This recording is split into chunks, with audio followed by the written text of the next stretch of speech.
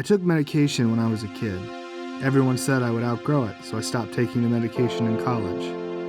Everything is so hard now. I hate math. It's so boring. I know I'm bad at it, even though my teacher says I'm not. I'm a failure. I can't remember to do homework, I lose things, I can't get anything right. I hate feeling like I'm different, but I really am. Work seems like it's easy for everyone else.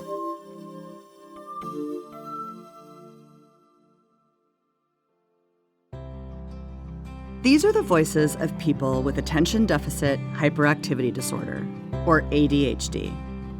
Millions of American children, teenagers, and adults experience this disorder, which makes it hard to concentrate, pay attention, organize, and focus. Their lives are complicated because of it. I know. One of these voices is mine. I was diagnosed with ADHD when I was 9. Most kids with ADHD start to struggle with symptoms even earlier than that. I first noticed my symptoms in school when we began doing projects that took planning, and I got frustrated a lot. Later, in middle school, I was on the basketball team, but I was always late to practice. Eventually, my teacher called my parents to talk about my grades, since I understood the material, but didn't turn things in on time. At that point, my parents, my coach, and my teacher all compared how things were going. And that's when my parents took me to see my pediatrician. ADHD can show up in 3 different types: inattentive, hyperactive impulsive, and combined. My symptoms were more of the inattentive type.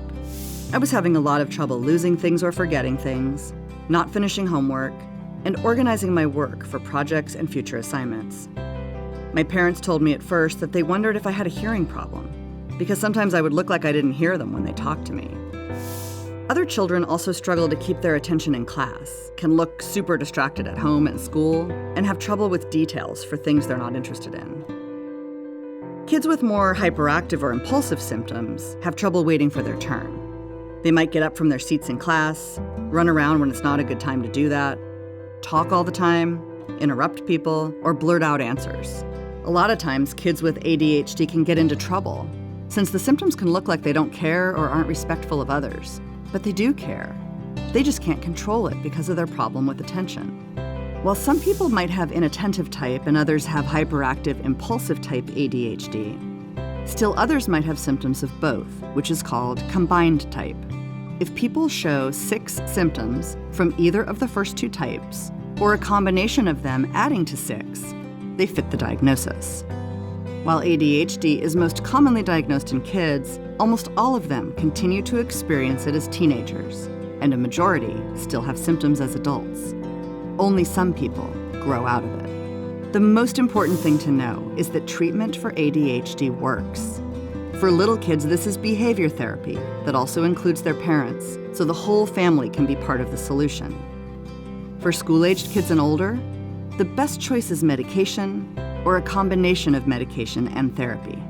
I had behavior therapy where I learned some skills, like specific time management and organization techniques, that helped me in school and in my sport. I also took a stimulant medication that helped me focus my attention. Sometimes people find great help in non-stimulant medications, especially younger kids. For most people, ADHD medications really help focus and block out distractions. ADHD is a serious challenge for kids, teenagers, and adults who struggle to pay attention and focus in many parts of their lives. But there is hope. Treatment works. School wasn't easy for me, but with my therapy and medication, I learned what I needed to do to make it work. People go on to do well in school and succeed in their lives and careers, in spite of and because of their ADHD. I know. I did.